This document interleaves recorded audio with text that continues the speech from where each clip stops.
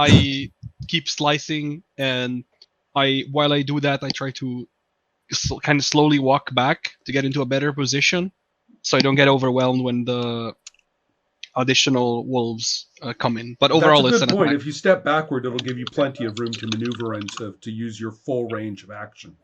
Yeah. So, But did you ever roll a hit in the midst of all this? no, I haven't rolled. I'm going to Okay. roll now. So I rolled a natural 18. Ooh, So the total is a 17. roll damage. Great. This is on the one that was. And it's 5 damage. Ooh, well, awesome.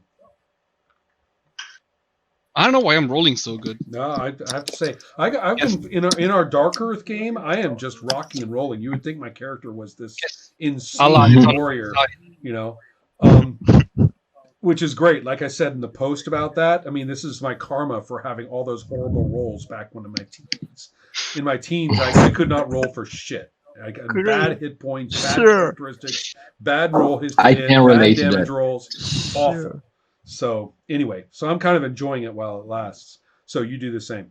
All right. So excellent. You basically, you're doing great over there. I mean, you're basically surgically using your sword to open major blood vessels, and this wolf has been sliced and is confused, wondering what happens to it, even as it bleeds out. Right. So that's you, and then we have Murad and Ismail Marcos. Murad, why don't you go?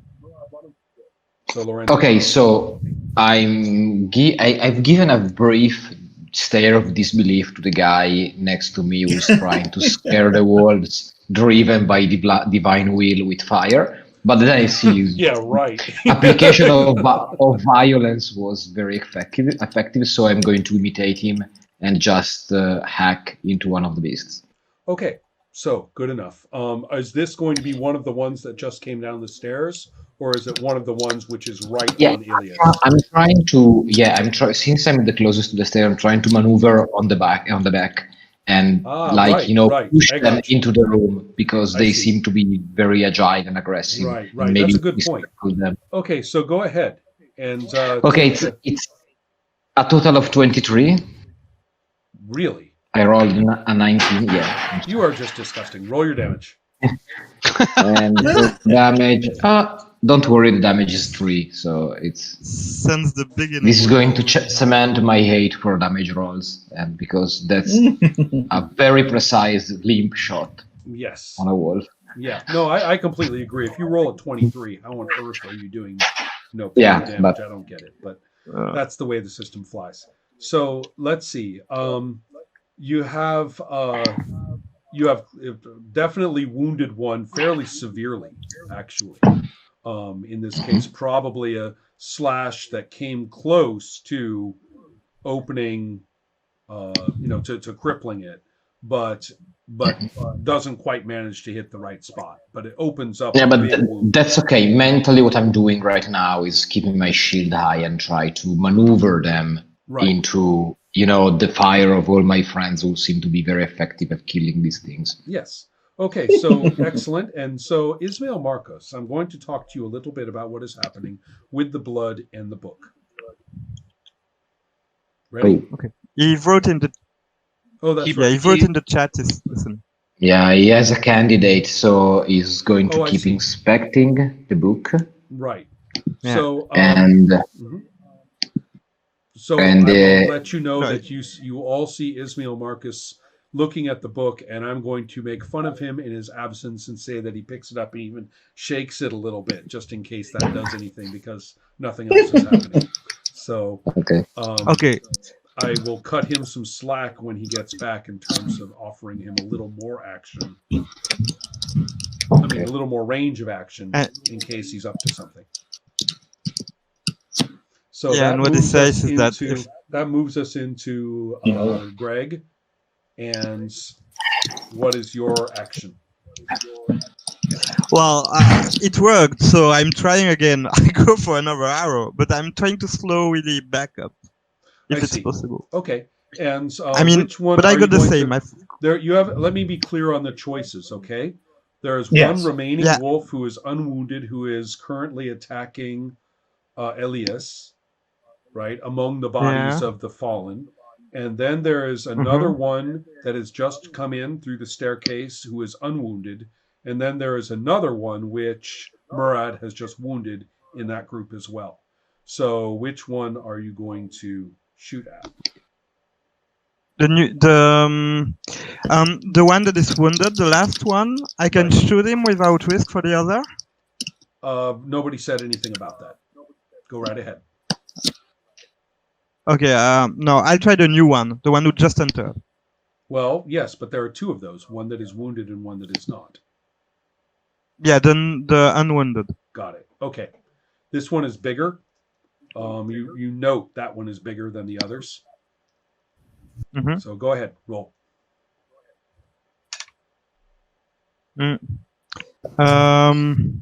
So I don't have a +4 this time. No. So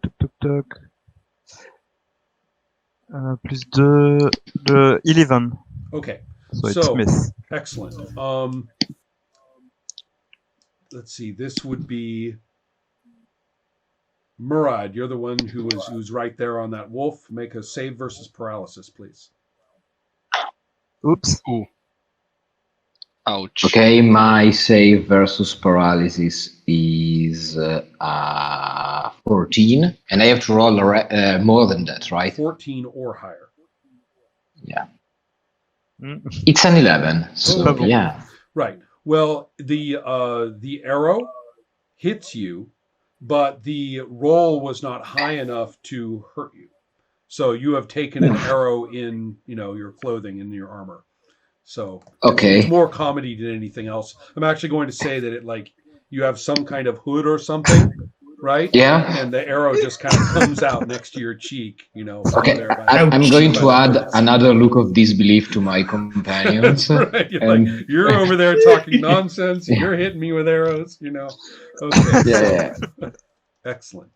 Okay, so then that's I think that I am going to take the person's armor class into account in these shots, these missed shots. Okay. So then you have that brings us. Oh yes, and then you have those two wolves, including the wounded one.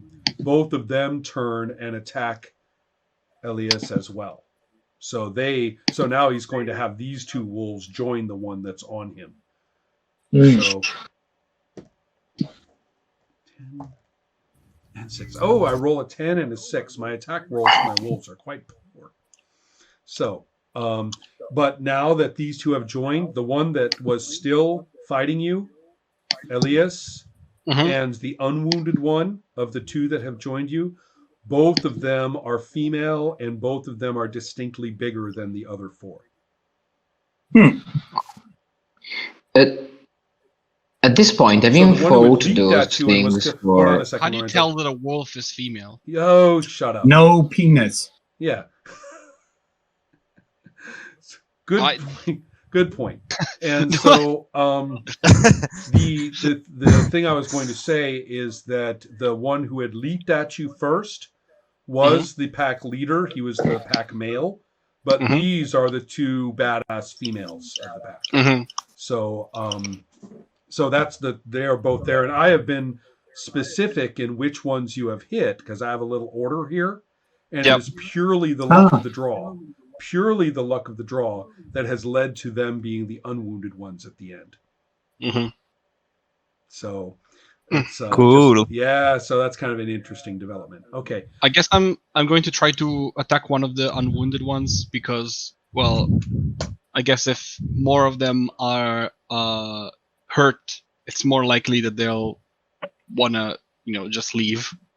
Ever the optimist. Let me point out, however, that you are jumping in line, and it is Tarhoon's turn. Oh, sorry. I thought, you were talking to me, so I thought it was my turn. Sorry. I was just talking to you because I like you. Go ahead, Eric. Yeah, there's no... let's stick with what's working. So I just do your standard issue attack at the unwounded wolf, the one I didn't hit last time. Got it. Right. So Standard attack +4. Let's see what we get. This is cool. I know exactly which wolf is which and everything. It makes a lot of sense. Okay, go on. All right. So natural 11, 4 makes me 15. 15 hits. Roll your damage. Okay, that's good enough. All right. It's getting a little better every time. 7. 7 will kill it. That's Exactly. the way I like it. That was the plan. So, Elias, that is the last of the original 3 who had attacked you. Now, so you have the of the second wave of 3, you have the unwounded and the wounded one who are still on you. Tarhun is actually quite close to you at this point. In fact, Tarhun and Murad and Elias now, for the moment, constitute a rather formidable trio. You're attacking from slightly different angles, Right. and positions. And again, in my usual kind of repetitive romance with the fighters in this game, I'm saying that without even realizing it, you have formed up in a fashion that you've all been trained to do.